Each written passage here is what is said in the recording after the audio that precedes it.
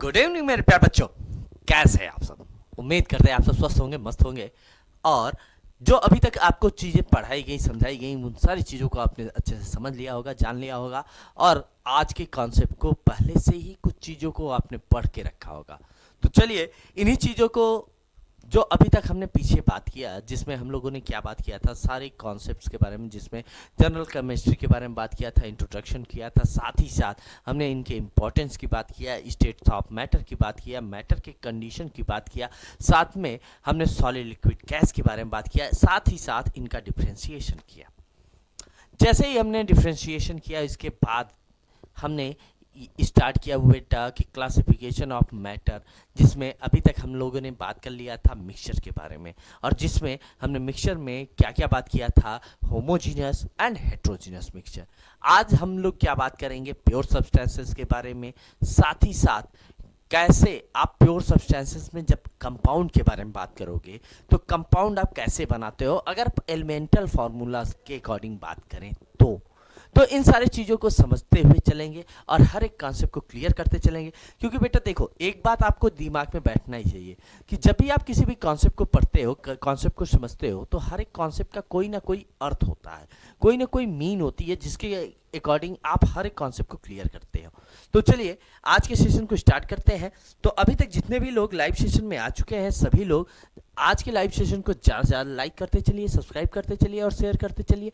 चलिए स्टार्ट करते हैं आज का सेशन। तो बेटा हम लोग आज बात करने वाले थे किसके बारे में, प्योर सब्सटेंसेस। किसके बारे में बात करेंगे, प्योर सब्सटेंसेस। अब प्योर सब्सटेंसेस का मतलब क्या है, यहां पे आप समझना है भाई। प्योर का मतलब क्या होता है, जो एक जैसे बने हो। तो भाई अगर आप प्योर सब्सटेंसेस की बात करते हो तो सिंपल सी बात आप यहां रखिए, क्या रखिए कि that substances which are formed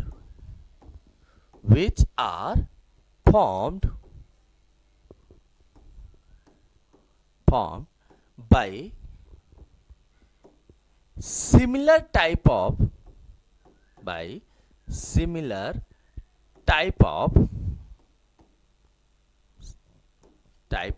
particles, यानी जो सिमिलर टाइप ऑफ पार्टिकल्स से मिलके बने हो, तो उन्हीं को हम लोग क्या कहते हैं, प्योर सब्सटेंसेस कहते हैं। क्या कहते हैं बेटा, प्योर सब्सटेंसेस कहते हैं। अब इन प्योर सब्सटेंसेस को आप क्या करेंगे, कितने पार्ट्स में डिराइव कर देंगे, दो पार्ट में। पहला आपका यहां पे क्या होगा, प्योर सब्सटेंसेस में पहला होगा एलिमेंट। पहला क्या होगा, एलिमेंट्स। और दूसरा आपका क्या होगा बेटा, कंपाउंड्स। पहला आपका क्या होगा, एलिमेंट्स, दूसरा क्या होगा, कंपाउंड्स। जो एलिमेंट्स है बेटा, इन्हें आप कैसे समझोगे, तो एलिमेंट्स और कंपाउंड, इन दोनों को समझना है बेटा, और कंपाउंड्स के बारे में हर एक कॉन्सेप्ट को क्लियर करना है। तो चलिए सबसे पहले हम बात कर रहे हैं एलिमेंट्स के बारे में। अब एलिमेंट्स के लिए हमको क्या याद रखना है बेटा, कि एलिमेंट्स आर जनरली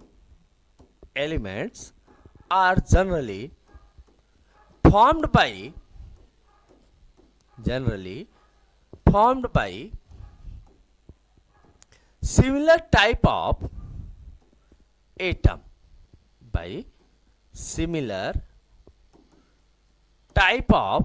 atom, यानी एलिमेंट किससे बने होते हैं बेटा, सिमिलर टाइप ऑफ एटम से मिलके बने होते हैं। यानी जो एक ही टाइप के एटम से मिलके बने हो, उन्हीं को हम लोग क्या कहते हैं, एलिमेंट कहते हैं। अब अगर हम बात करें हमारे पीरियोडिक टेबल की, भाई पीरियोडिक टेबल में ही तो हम लोग क्लासिफिकेशन करते हैं। पीरियोडिक टेबल में जो आज का मॉडर्न पीरियोडिक टेबल है, इसमें कितने एलिमेंट मेंशन है, 118, जिनमें बेटा आपने पढ़ा होगा जैसे हाइड्रोजन के लिए जो सिंबल मेंशन किया जाता है वो क्या सिंबल होता है, H। आपने पढ़ा होगा बेटा हीलियम के लिए सिंबल क्या होता है, He। लिथियम के लिए सिंबल क्या होता है, Li। यानी ये जो चीजें हैं ये किससे मिलके बनी होंगी, सिमिलर का टाइप ऑफ एटम से। अब इसे कैसे समझें और इनके बारे में, जैसे भाई आप हीलियम के बारे में पढ़ते हो तो हीलियम का एटॉमिक नंबर क्या होता है, 2, और इसका एटॉमिक मास क्या होता है, 4। अब अगर हम बात करें तो हीलियम में नंबर ऑफ इलेक्ट्रॉन कितने होते हैं 2, प्रोटॉन कितने होते हैं 2, न्यूट्रॉन कितने होते हैं 2। यानी इलेक्ट्रॉन, प्रोटॉन, न्यूट्रॉन, इनके नंबर क्या होते हैं 2 होते हैं। इनके नंबर क्या होते हैं 2। अब जैसे ही इनके नंबर 2 हैं तो सारे के पास क्या है, similar number of electron, proton and neutron है। तो जैसे ही आप similar number of electron, proton, neutron के अकॉर्डिंग बात करेंगे, तब यहां पे आपको एक चीज समझ में आई कि भाई कि इनका जो इलेक्ट्रॉन होगा, जो प्रोटॉन होगा, जो न्यूट्रॉन होगा, वो क्या होगा, इनकी जो नेचर होगी। अगर एक इलेक्ट्रॉन, प्रोटॉन, न्यूट्रॉन की नेचर, जैसे ये पहले इलेक्ट्रॉन है मान लेते हैं, अगर ये दूसरे इलेक्ट्रॉन के नेचर की अगर हम बात कर लें, दूसरे प्रोटॉन और दूसरे न्यूट्रॉन, तो इनका जो नेचर होगा वो दोनों का नेचर क्या होगा, सेम होगा। यानी अगर हम हीलियम की बात कर रहे हैं, हमने कहा ये हीलियम एटम है और ये मैंने दूसरा हीलियम एटम लिया, यानी He2 लिया, तो इसका नेचर क्या होगा, सेम हो जाएगा। यहां पे हमें नेचर डिफरेंस की बात नहीं करनी होगी। ये बात क्लियर हो गई। अब जैसे ही आप ये कॉन्सेप्ट क्लियर करते हैं, अब जैसे मान लो मैंने लिखा O2 डाई एटॉमिक कंडीशन में, यानी एक मॉलिक्यूल आपका ये मान लो O का है, तो यहां पे भी ये दूसरा मॉलिक्यूल किसका होगा, O का, यानी ये भी O है और ये भी क्या है, O। तब जाके ये दोनों मिलके क्या बनाएंगे, O2। ऐसे ही जब आप N2 की बात करोगे तो मान लेते हैं ये मॉलिक्यूल किसका है, N का, ये भी मॉलिक्यूल किसका है, N का, ये दोनों मिलके क्या बना लेंगे, N2। तो ये जो कंडीशन है कि भाई जो प्रॉपर्टीज एक की होगी वही प्रॉपर्टी दूसरे की होगी, यानी जितने भी एटम होंगे उनकी प्रॉपर्टीज क्या होंगी, एक दूसरे से सिमिलर होंगी, एक दूसरे के साथ मैच करेंगी, एक दूसरे पर डिपेंडेंट होंगी। ये बात क्लियर हो गई। तो यहां पे बेटा आपको एलिमेंट्स में एक बात क्लियर हो जानी चाहिए कि जब भी हम एलिमेंट की बात कर रहे हैं, एलिमेंट का मतलब क्या है कि भाई सिमिलर टाइप ऑफ एटम, यानी एक एटम हो, 2 हो, 5 हो, 10 हो, 10,000 हो, इससे हमें कोई लेना देना नहीं। हमें लेना देना सिर्फ यह है कि अगर हम हाइड्रोजन एटम की बात कर रहे हैं, यानी वहां पे जो एटम होगा वो सिर्फ किसके लिए होगा, हाइड्रोजन के लिए।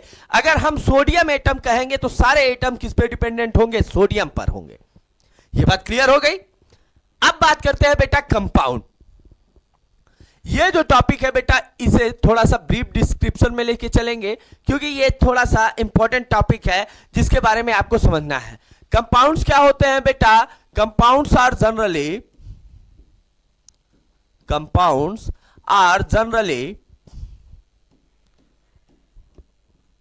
formed due to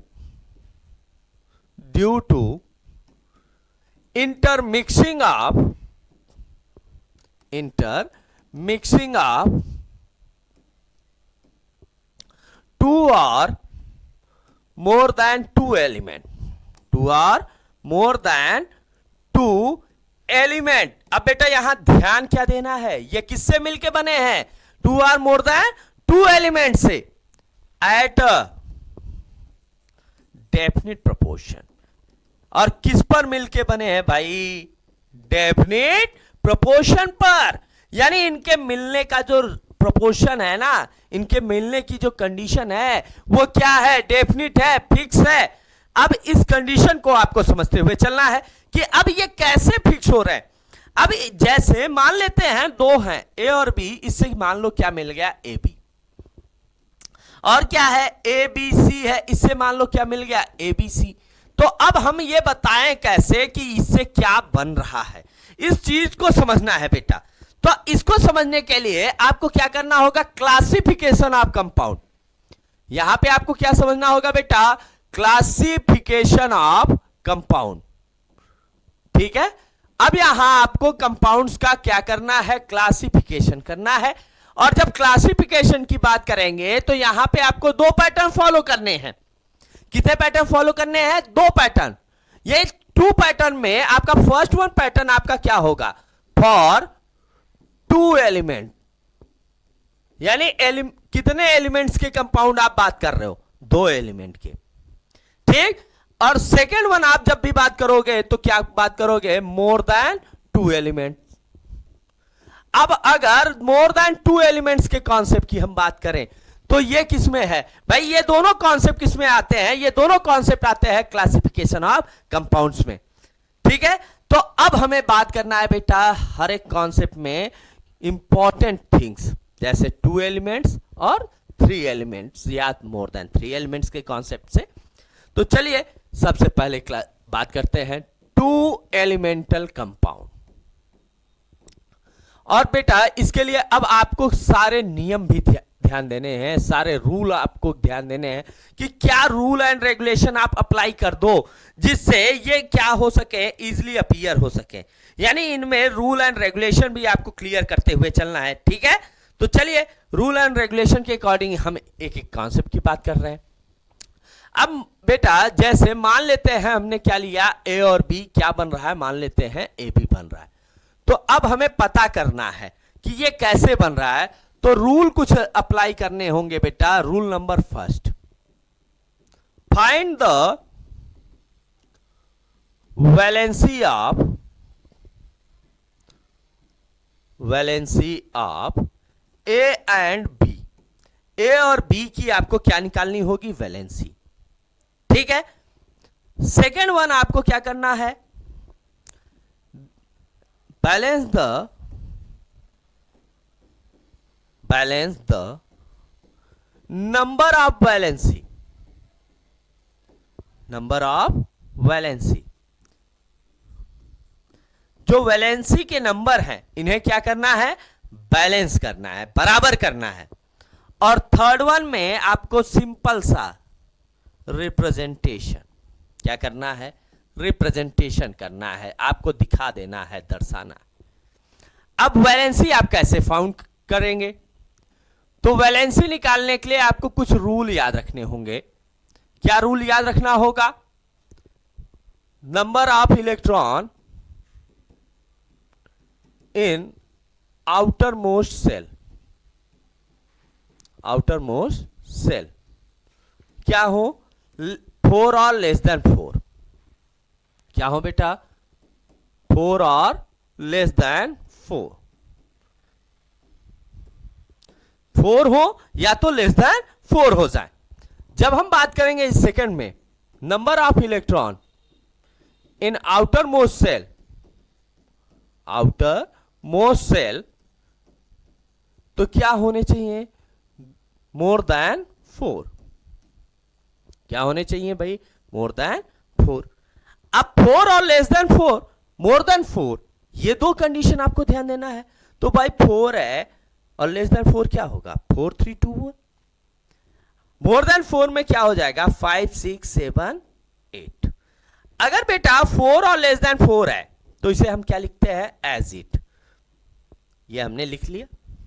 अब जब कोई भी नंबर एज इट लिखा जाता है तो उसके सामने जो साइन माना जाता है वो साइन क्या होता है, पॉजिटिव साइन। क्या होता है, पॉजिटिव साइन। और जब अगर हम बात करें मोर देन 4 की, तो इसमें से हमें क्या करना है, 8 को सब्सट्रैक्ट कर देना है।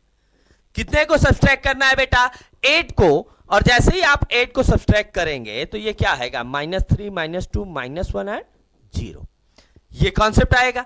अब जैसे ही आपको ये वैलेंसी फिगर पता चल गई, अब आप क्या कीजिए, मान लेते हैं हमारे पास क्या है, Na है और क्या है, Cl। अब कैसे आप इससे कंपाउंड फॉर्म करेंगे, तो इसके लिए सबसे पहला काम आप कीजिए, Na लीजिए। Na का एटॉमिक नंबर क्या होता है, 11। 11 को निकालिए तो क्या होगा, 2 8 भाई, 8 एंड 2 10, 10 एंड 1 11। तो आउटर मोस्ट में आपको क्या दिख रहा है, 1 दिख रहा है। और 1 आपको अभी मैंने पहले वाले में बताया कि अगर 1 है तो क्या आपको मिल जाएगा, +1। तो यानी यहां पे इसकी जो वैलेंसी आएगी निकल के क्या आएगी, +1। अब मैंने यहां लिख लिया। अब जब हम Cl की बात करेंगे तो बेटा Cl के लिए क्या होता है, 17। और 17 के लिए क्या लिखेंगे, 2 8 7। अब ये बताओ 7 क्या है, अगर हम इस रूल में चलें, पीछे जो रूल हमने दिया कि भाई मोर देन 4 में है ना 7, और 7 होने पे क्या है, -1। तो इसी कॉन्सेप्ट को यहां फॉलो कर ले।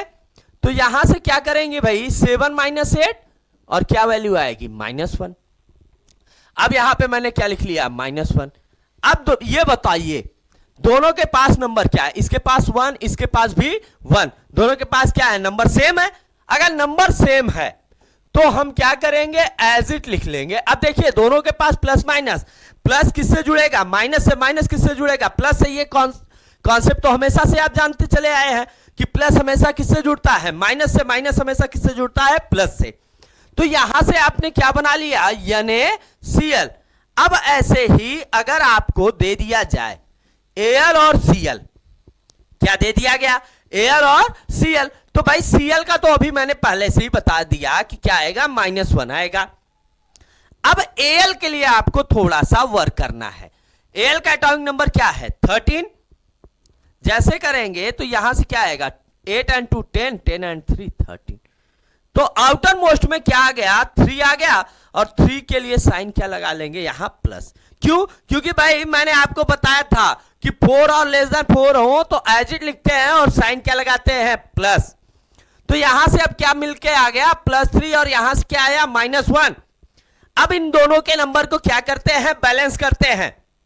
अब भाई ये बताइए, इसके पास 3 है, इसके पास 1 है, नंबर बैलेंस करना है तो 3 को 1 के इक्वल कर सकते हैं या 1 को 3 के।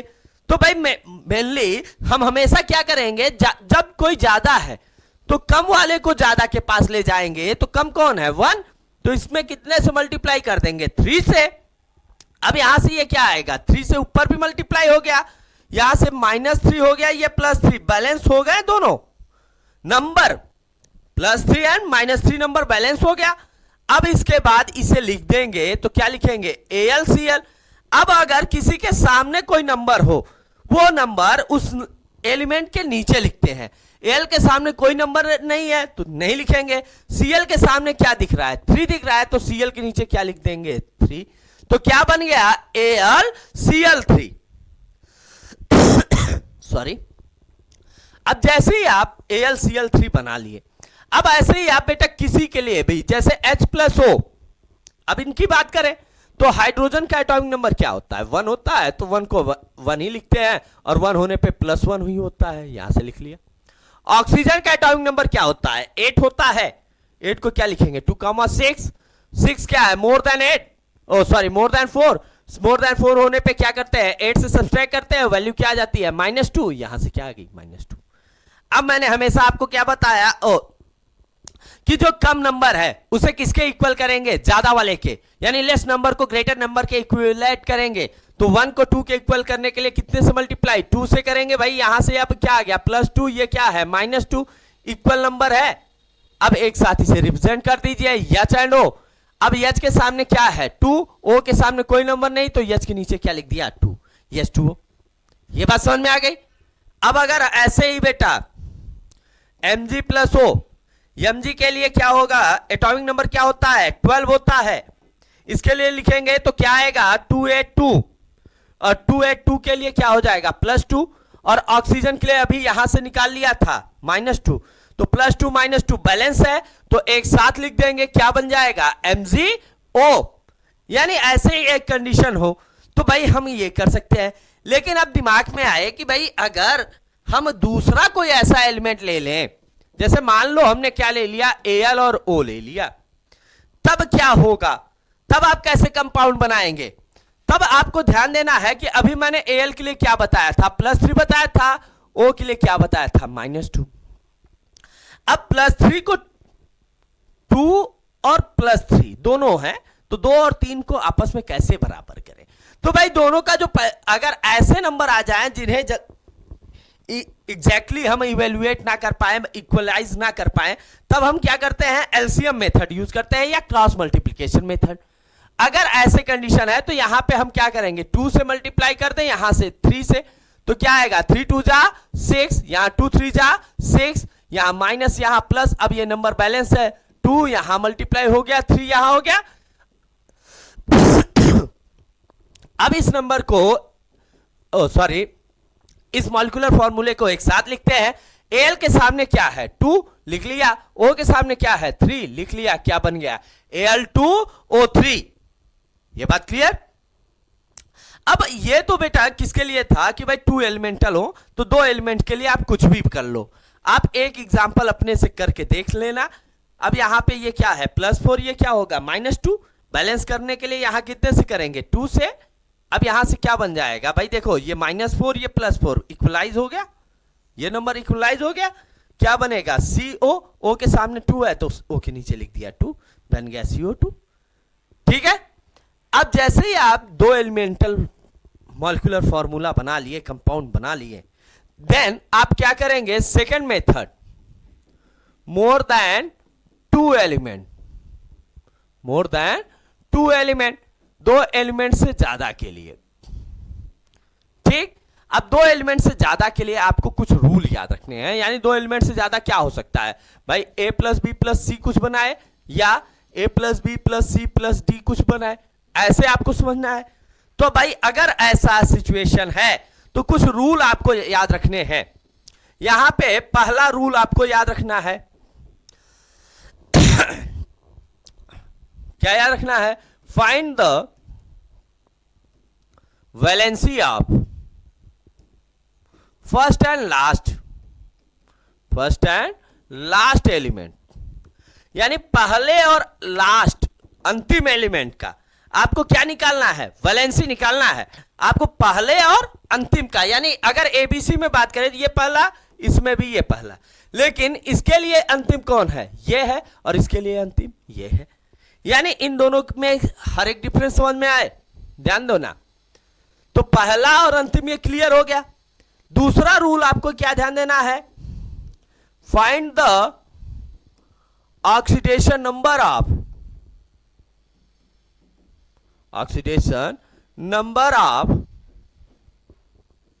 मिड एलिमेंट्स, यानी जो एलिमेंट बीच में है। अब इनमें देखिए ये 2 बीच में आ गया, इसमें ये अकेला, इनका क्या करेंगे ऑक्सीडेशन नंबर निकालेंगे। और थर्ड वन हमारा जो है बैलेंसिंग एंड रिप्रेजेंटेशन, सीधा सा कॉन्सेप्ट, किन्हें बैलेंस करेंगे और क्या कर देंगे लास्ट में रिप्रेजेंट कर देंगे। बैलेंसिंग एंड रिप्रेजेंटेशन, ये कॉन्सेप्ट आपको फॉलो कर लेना होगा। और इस कॉन्सेप्ट से आपको फाइंड करना होगा कि जो कंपाउंड है इसका मॉलिक्यूलर फॉर्मूला क्या हो सकता है। ठीक है। अब जब ये ऐसे कॉन्सेप्ट में आए, जैसे मान लेते हैं हमारे पास क्या है H है +S + O, तो ऐसे कंपाउंड है, 3 हो गए एलिमेंट, तो इस ऐसे कंपाउंड को कैसे बनाए, कैसे समझ में आए। तो मैंने अभी आपसे क्या बताया बेटा, पहले और अंतिम का आपको क्या निकाल लेना है, वैलेंसी निकालना है। तो मैं क्या कर रहा हूं, हाइड्रोजन ले रहा हूं, पहला एलिमेंट, इसका क्या होता है 1 होता है, 1 होने पे वैलेंसी क्या होती है +1, लिख लिया। O का एटॉमिक नंबर 8 2,6, इसको निकालेंगे बेटा तो क्या आ जाएगी वैलेंसी -2, लिख लिया। अब ऑक्सीडेशन नंबर कैसे निकालते हैं बेटा, तो ऑक्सीडेशन नंबर कैसे निकालते हैं ये दिमाग में बैठा लेना। अगर जनरल फॉर्म है, ये दिमाग में बैठाइएगा, ये जनरल फॉर्म है ऑक्सीडेशन नंबर का। अब एक ऑक्सीडेशन नंबर आप रेडॉक्स के कॉन्सेप्ट में निकालेंगे, उसकी अलग कॉन्सेप्ट होती है। पहले यहां जनरल कॉन्सेप्ट में समझिए कि जो आउटर मोस्ट इलेक्ट्रॉन है, क्या है आउटर मोस्ट इलेक्ट्रॉन, इन्हीं को हम लोग क्या कहते हैं oxidation number. Outermost electron ही क्या है ऑक्सीडेशन नंबर है। और इन्हें इनका रिप्रेजेंटेशन कैसे करते हैं, रिप्रेजेंटेड विथ पॉजिटिव साइन, यानी किस साइन के साथ इन्हें रिप्रेजेंट करते हैं, पॉजिटिव साइन। अब यहां पे दूसरी चीज, अब किसी के पास मैंने ये नहीं कहा कि <4 या मोर देन 4, ऐसा मैंने कोई कॉन्सेप्ट नहीं बोला, मैंने बोला लास्ट सॉरी। तो भाई अगर ऐसा है तो 1 2 3 4 5 6 7 8 मैंने लिख लिया। अब इन सब को क्या कहा गया कि आउटर मोस्ट इलेक्ट्रॉन जो हो, तो 1 है तो 2 है तो 2, 3 है 3, 4 है 4, 5 है तो 5, 6 है तो 6 7। अब देखो बेटा यही चीज अगर वैलेंसी का कॉन्सेप्ट करो तो यहां से ये डिफर हो जाएगा। क्यों, क्योंकि यहां पे आप क्या करोगे 8 से सब्ट्रैक्ट करने लगोगे, लेकिन ऑक्सीडेशन नंबर है तो सब में पॉजिटिव साइन लगाते हुए आपको चले जाना है। ये बात क्लियर। तो यहां से अब आपको क्या करना है, सल्फर का एटॉमिक नंबर क्या होता है 16 होता है। 16 के लिए आप क्या लिखेंगे 286, और इसका हमें क्या निकालना है, ऑक्सीडेशन नंबर। और ऑक्सीडेशन नंबर के लिए मैंने आपको क्या बता दिया कि जो आउटर मोस्ट इलेक्ट्रॉन है, आउटर मोस्ट इलेक्ट्रॉन कौन है, 6 है, तो 6 को एज इट लिखते हैं। तो 6 को एज इट लिखेंगे तो क्या लिखेंगे, यहां से +6 हो जाएगा। अब चलते हैं बेटा यहां पे, अब समझते हैं नेक्स्ट स्टेप। अब आपने क्या किया, इसे बैलेंस करना स्टार्ट करना है। यहां से बेटा इसको काउंट करिए तो क्या आएगा, +7 आएगा। 2 का टेबल पढ़िए कि 7 हो जाए, तो ऐसा पॉसिबल नहीं है कि 2 के टेबल में ये 7 आ जाए। तब क्या करेंगे बेटा, जब ऐसी सिचुएशन आ जाए तब हमें क्या करना है, ऑड नंबर को, किस नंबर को, ऑड नंबर को कन्वर्ट कर देना है किसमें, इवन नंबर में। Odd number is converted into even number. और ऑड नंबर को इवन नंबर में कैसे कन्वर्ट करेंगे, जब ऑड नंबर में मिनिमम या स्मॉलेस्ट इवन नंबर की बात कर रहे हैं। तो ऑड नंबर में स्मॉलेस्ट इवन नंबर क्या है, 2 है, 2 का मल्टीप्लीकेशन किया तो अब बताना ये क्या हो जाएगा, 2 1 जा 2, 2 and 6 क्या हो जाएगा, 8 हो जाएगा। अब 2 का टेबल पढ़िए, 8 हो जाए तो 2 4 जा 8, यानी ये 4 से मल्टीप्लाई हो गया। अब ध्यान दीजिए, जब ये 4 से मल्टीप्लाई हो गया, अब इसे एक साथ लिखते हैं। मैंने क्या लिख लिया, एच एस ओ। अब बताइए एच के सामने मैंने क्या नंबर लिखा, 2, तो एच के नीचे क्या लिख लेंगे, 2। एच के सामने कोई नंबर नहीं, लेकिन ओ के सामने क्या है, 4, तो ओ के नीचे क्या लिख लिया, 4। क्या बन गया, H2SO4। ये बात क्लियर। अब जब आप ऐसे ही किसी भी कंपाउंड्स के लिए किसी भी एलिमेंट की ग्रुपिंग करते हैं और कंपाउंड बनाते हैं, तो आपको ये ध्यान देना है। जैसे मान लेते हैं हमने क्या लिया, KMN एंड O। अब जैसे ही आप KMNO लेते हैं तो K के लिए क्या होता है, एटॉमिक नंबर 19 2 8 8 1 होता है। और बेटा आउटर मोस्ट में 1 है तो क्या होगी, वैलेंसी +1। ऑक्सीजन का अभी इससे पहले वाले में ही हमने बताया -2। और Mn के लिए जब हम बात करेंगे तो मैग्नीज का एटॉमिक नंबर क्या होता है, 25। इसके लिए क्या लिखते हैं, 2 8 8 एंड 7। तो क्या लिख लिया यहां पर 7, और 7 के लिए क्या चार साइन लगाएंगे यहां, प्लस। तो 7 प्लस में 1 प्लस में, तो ओवरऑल क्या हो जाएगा, +8 हो जाएगा। 2 का टेबल पढ़िए, +8 हो जाए, सॉरी 2 का टेबल पढ़िए कि 8 हो जाए, तो 2 4 जा 8, यहां से क्या आएगा, -8 आएगा। अब इसको एक साथ बैलेंस कर दीजिए, KMN एंड O। K के सामने कोई नंबर नहीं, Mn के सामने कोई नंबर नहीं, लेकिन O के सामने कौन सा नंबर आ गया, 4 आया, तो इसके नीचे लिख देंगे 4। अब ये क्या बन गया, पोटेशियम परमैग्नेट। ऐसे ही बेटा आप किसी भी कंपाउंड के लिए ध्यान ये देना है, ऐसे ही आप किसी भी कंपाउंड्स के लिए ये कॉन्सेप्ट यूज कर सकते हैं। आप कोई भी एलिमेंट लीजिए, इसके लिए आप निकालिए, आप ध्यान देंगे कि भाई जैसे ही आप ये कॉन्सेप्ट यूज करेंगे आपको ये क्लियर हो जाएगा कि क्या कंपाउंड फॉर्म हो रहा है। अब यहां पे आप देख सकते हैं +2 +6 दोनों को ऐड किया तो क्या बन गया, +8। 2 का टेबल पढ़ लीजिए तो 2 4 जा 8, यहां से अब ये क्या आया, -8 +8 इक्वलाइज हो गया। अब इसको एक साथ लिख देंगे तो क्या बन जाएगा, ZnSO4। ये बात क्लियर।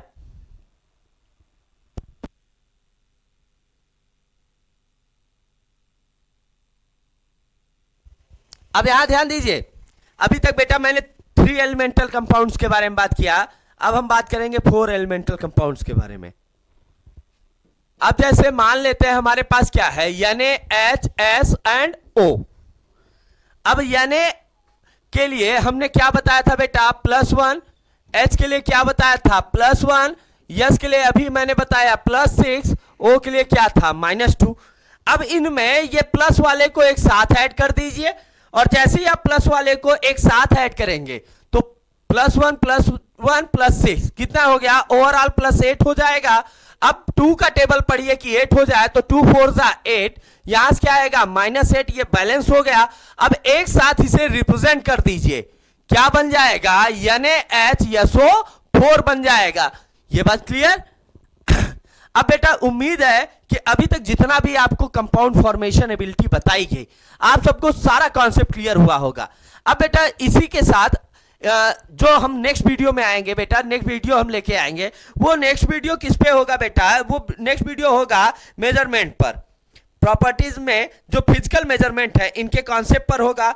तो ठीक है, अब इसी उम्मीद और आशा के साथ बेटा कि हर एक कॉन्सेप्ट आपने समझा होगा, हर एक कॉन्सेप्ट आपने ध्यान दिया होगा और कंपाउंड फॉर्मेशन एबिलिटी को आपने अच्छे से क्लियर अप किया होगा कि आप कैसे 2 एलिमेंट से कंपाउंड बना सकते हैं, 3 एलिमेंट से बना सकते हैं, 4 से बना सकते हैं। यह आपको बनाने के प्रोसेस को ध्यान देते हुए हर एक कॉन्सेप्ट को क्लियर करते हुए चलना है।